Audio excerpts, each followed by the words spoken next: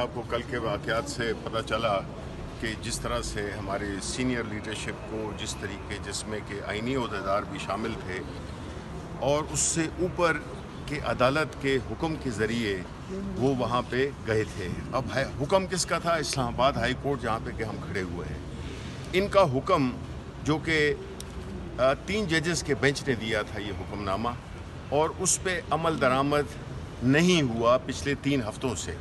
हम जाते हैं, हमें नहीं इजाज़त दी जाती। देखें, बात यह है कि जेल मैनुअल तो एक तरफ, वो भी एक कानून का हिस्सा है।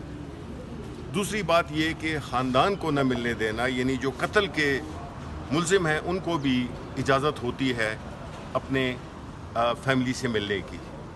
लेकिन यहाँ पे एक सियासी कैदी जिस पे कि झूठे मुकदमे बनाए गए हैं, उसकी फैमिली को भी उससे मिलने नहीं दिया जा रहा, उसके बेटों से उसकी बात फ़ोन पे नहीं कराई जाती, उसके जो दोस्त हैं उनसे मिलने नहीं दिया जाता, जो कि अदालत ने बड़े क्लियरली लिखा है। अब ऐसी सूरत हाल में आप क्या मैसेज दे रहे हैं कि नंबर 1 जो अदालतों की जो एक इज़्ज़त तौक़ीर और जो उनकी आज़ादी थी वो तो 26वीं तरमीम से बिल्कुल ख़त्म हो गई, वो तो अदलिया हुकूमत के नीचे आ गई। अब जजेस को चाहिए कि वो अपनी जो फैसले हैं उस पर अमल दरामद कराएं। कैसे? फिर क्या फ़ायदा हुआ इतनी बड़ी इमारतों का, क्या फ़ायदा हुआ इतनी बड़ी शान व शौकत का, और जो इंसाफ का एक इदारा है जो कि जिसका मकसद है इंसाफ फराहम करना, मुआशरे में एक तरतीब बनाना, और वो कानून की हुक्मरानी से आती है, वो किसी और चीज़ से नहीं आती है, वो डंडे के ज़ोर से नहीं आती है। अगर ऐसे हालात जिसमें कि पाकिस्तान तहरीक इंसाफ जो कि एक मुल्क की सबसे बड़ी सियासी जमात है, जो एक मुल्क की पार्लियामेंट में भी और बाहर भी एक सियासी जमात है, उसके कोई भी सियासी एक्टिविटी जब वो करती है उस पर लाठीचार्ज होता है, उस पर गोलियां बरसाई जाती हैं, उस पर हर किस्म का तशद्दुद होता है। जब वो कोई और पुरनम किस्म की कन्वेंशंस करते हैं उस पर भी धावा बोला जाता है। जब वो एक कानून के तहत, एक कानूनी हुक्म के तहत मिलने जाते हैं इमरान खान से, उन पे उनको उठा लिया जाता है।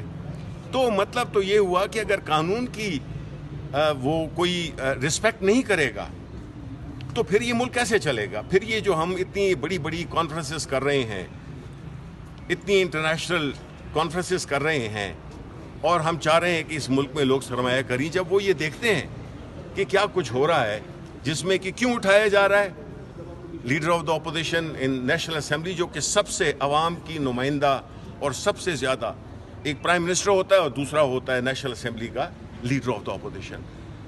पंजाब असेंबली के जितने भी हमारे लोग थे, उहदों के अलावा भी अगर उनको अदालत से एक इजाज़त है तो उसको रोकना, मेरा ख्याल है कि ये मुल्क की तरक्की में न तो कुछ करेगा और ना खान साहब की पॉपुलैरिटी को कम करने में कोई मददगार साबित होगा।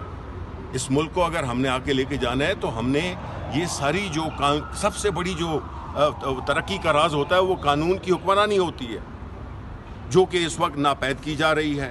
तो हमें जजेस से दरख्वास्त है कि वो अपना they should stand up and be counted, कि उन्होंने, उनकी जिम्मेदारी ये बनती है, आईनी जिम्मेदारी है कि उन्होंने सिर्फ फैसले नहीं देने, उस पर इंश्योर करना है कि अमल दरामद हो।